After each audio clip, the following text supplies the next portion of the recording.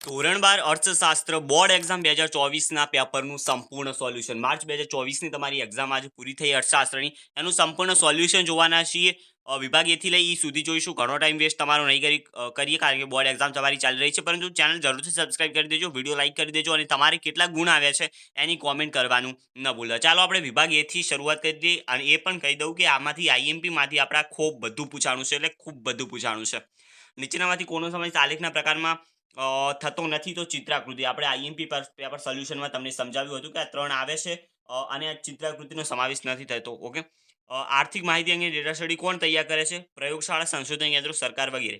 વિકાસ એક બહુપરિમાણીય પ્રક્રિયા છે. આ વિધાન કોણે રજૂ કર્યું? ટોડેરોએ.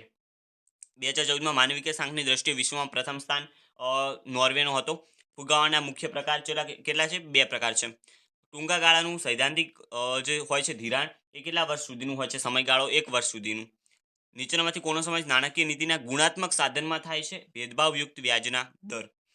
Indian council of medical research શહેરી ક્ષેત્રે વ્યક્તિની ખોરાકમાં ન્યૂનતમ દૈનિક કેટલી કેલરી નક્કી થયેલી છે? 2100. ભારતમાં વર્ષ 2014-16ના સમયગાળામાં કુપોષિત વ્યક્તિઓનું પ્રમાણ કેટલું હતું? 15.2%.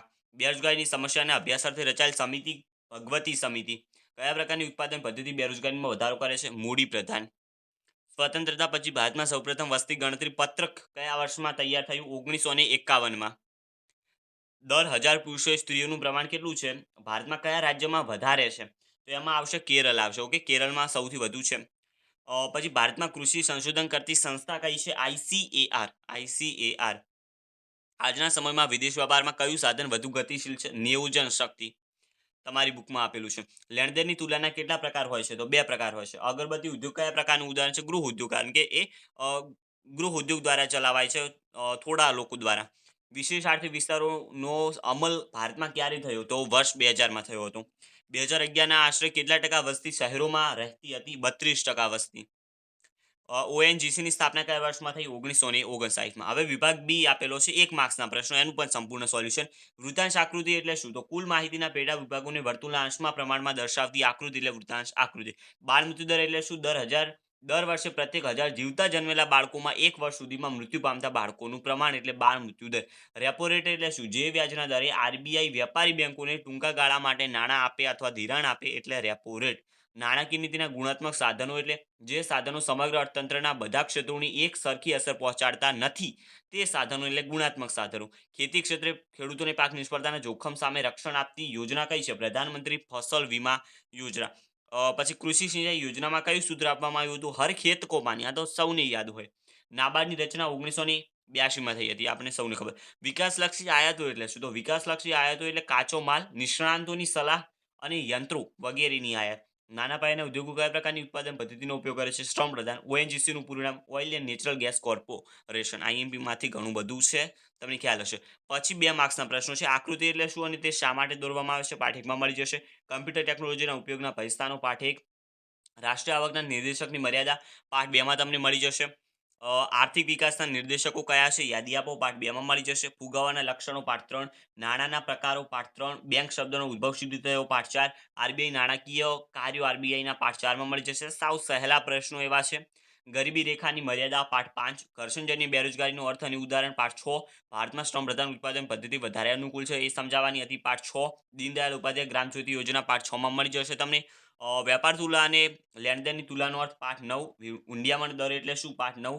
ઉત્પાદિત વસ્તુના સ્વરૂપને આધારે ઉદ્યોગોના પ્રકાર પાઠ 10 અને રેલવે સામેના પડકારો પાઠ 11માંથી તમને મળી જશે. હવે આવે છે વિભાગની 3 માર્ક્સના પ્રશ્નો. પહેલો જે છે આકૃતિને આલેખ દોરતી વખતે ધ્યાનમાં રાખવાની બાબતો, એ તમને બીજા પાઠમાંથી પહેલા પાઠમાંથી તમને આ મળી જશે. ઓકે, પહેલા પાઠમાંથી મળી જશે. આર્થિક વૃદ્ધિ અને આર્થિક વિકાસ વચ્ચેનો તફાવત બીજા પાઠમાંથી.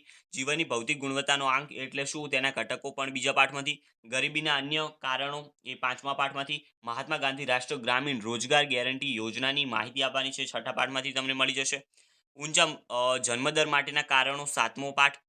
નીચી ખેત ઉત્પાદકતાના કારણોમાં સંસ્થાકીય પરિબળો સમજાવવાના હતા, જે 8મા પાઠમાંથી તમને મળી જશે. વિદેશ વેપારના કોઈ પણ 3 કારણો જણાવવાના છે, એ 9મા પાઠમાંથી મળી જશે. આંતરિક વેપાર અને વિદેશ વેપારનો તફાવત એ પણ 9મો પાઠ. અને ઉદ્યોગોના મહત્વનું સ્પષ્ટ કરતા 3 મુદ્દાઓ 10મા પાઠમાંથી તમને મળી જશે. વિભાગીય તો 5 માર્ક્સના પ્રશ્નો હતા. પહેલું તો છે સાટા પ્રથાનો અર્થ આપી સાટા પ્રથાની મર્યાદાઓ 3જા પાઠમાંથી. ગરીબીના નિર્દેશકો 5મા પાઠમાંથી. ભારતમાં વસ્તી નિયંત્રણના ઉપાયોની વિગતવાર ચર્ચા કરો 7મો પાઠ. કૃષિ ક્ષેત્રની ખેતી ઉત્પાદકતા વધારવાના ટેકનોલોજીકલ સુધારાઓની ચર્ચા કરવાની હતી, જે 8મો પાઠ. સ્થળાંતર એટલે શું અને સ્થળાંતરના પ્રકારો 11મો પાઠ. શહેરીકરણની નકારાત્મક અસરો 11મા પાઠમાંથી તમને મળી જશે. અને છેલ્લે આપણે કહેલું છે અને ફરજિયાત છે એક તમારે આલેખ હોય છે, જે પાસેની સ્તંભ આકૃતિ દોરવાની હતી. અને ખાલી દોરવાની નહોતી, ઘણા મિત્રો ભૂલી જાય છે અહીંયા ઉત્સાહમાં એનું વિશ્લેષણ કરવાનું હતું. વિશ્લેષણના પણ 1.5 કે 2 માર્ક્સ ઉપર હશે કંઈક, તો એ વિશ્લેષણ કરવાનું છે. જો આલેખ જ દોર્યો છે તો તમારે વિશ્લેષણના માર્ક્સ કપાશે. બંને કર્યું છે તો તમને પૂરે માર્ક્સ મળશે. આલેખ નથી દોર્યો અને વિશ્લેષણ આડેધડ કર્યું છે તો પણ માર્ક્સ મળશે, જો વિશ્લેષણ સાચું કર્યું હશે તો. તો એ યાદ રાખવાની બાબત હતી. અહીંયા જન્મદર અને મૃત્યુદર વિશેનો તમારે સ્તંભ આકૃતિ દોરવાની હતી. પાસની સ્તંભ આકૃતિ કંઈક આ રીતની આવી હશે. કારણ કે પહેલું પ્રમાણ વધુ છે, બીજું પ્રમાણ ઓછું છે, કંઈક આ રીતના તમારે દોરવાની હતી. તો આઈ હોપ કે તમે એ દોરી હશે. આ જ રીતના કંઈક બંને આવે છે, તો એ રીતે દોરવાની હતી. એનું વિશ્લેષણ પછી કરી દેવાનું કે 1951માં જન્મદર વધુ હતો, જે 2011માં આટલો ઘટ્યો, પછી મૃત્યુદર આટલો હતો 1951માં, સોરી, અને 2011માં આટલો થયો. તો એ રીતે સમજાવવાનું હતું. બાકી જે આ અર્થશાસ્ત્રનું પેપર હતું એ ઇઝી જેવું હતું, સારું એવું આવડ્યું હશે. આઈએમપીમાંથી પણ ઘણું બધું હતું. પેપર સોલ્યુશન જો જોયા હશે તો મોજ હશે, કારણ કે વિકલ્પો પણ પેપર સોલ્યુશનમાંથી ઘણા પૂછાણા છે. 3 વર્ષના આપણે એટલે તો પેપર આપ્યા હતા.